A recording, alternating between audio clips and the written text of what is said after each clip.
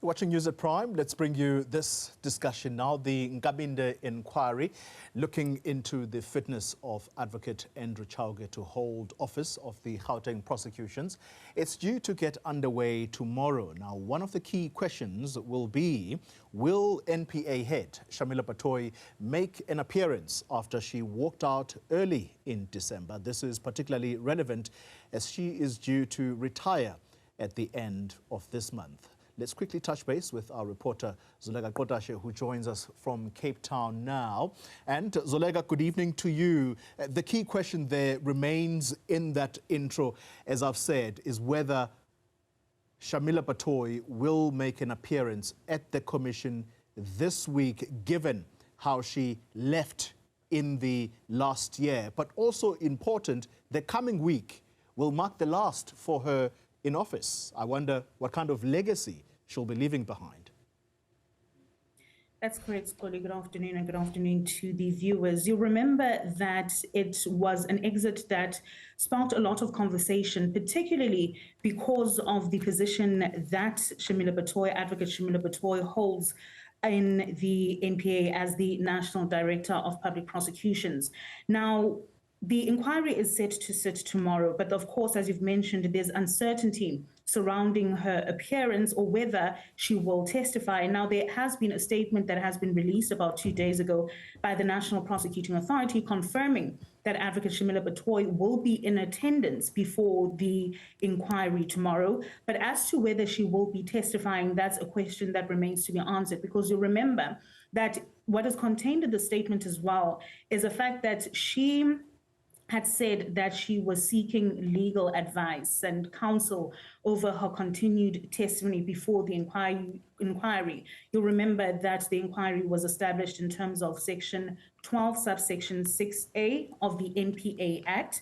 And so she, as the person that had filed the complaint in 2023, with President Cyril Ramaphosa, has been asked to testify. And in fact, when she abruptly left the proceedings, she was being cross-examined, you'll remember, by Advocate Nkabinde, Senior Counsel, who is the counsel for Advocate Andrew Chauke. And so that question remains to be seen, and what the inquiry will seek to do when it reconvenes tomorrow, because what she said in the statement is that she had sought to get legal representation through the minister, that's Minister Mamoloko Kubai.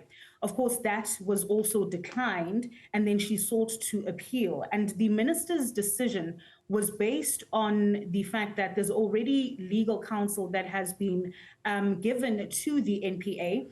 And so the minister had said that she is at liberty to use the counsel that has been given to the NPA in these proceedings. Now, because this is a process that's already underway, there are certain rules that prohibit the counsel from advising the client in the middle of those proceedings.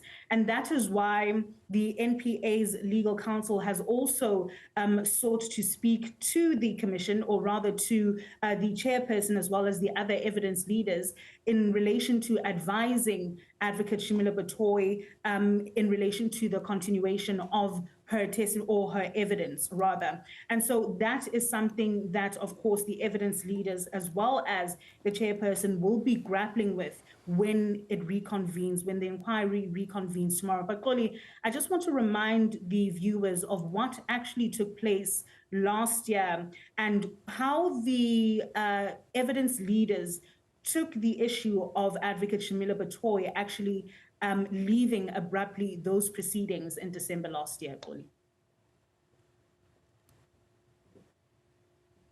Something that I decided I needed to do because it is about me and my integrity. So you can do whatever you want without approaching us. Chairperson, I didn't want to come here because I did not want to be subjected to this kind of questioning. I would appreciate it if I can be excused now.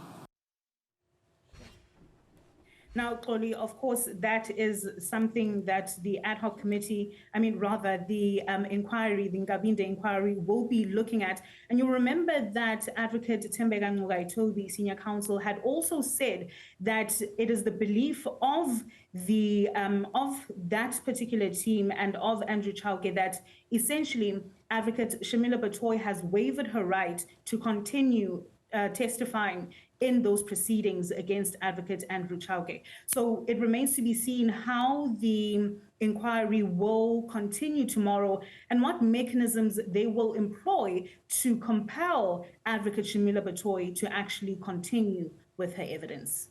Zoleka Qodashe, thank you very much indeed.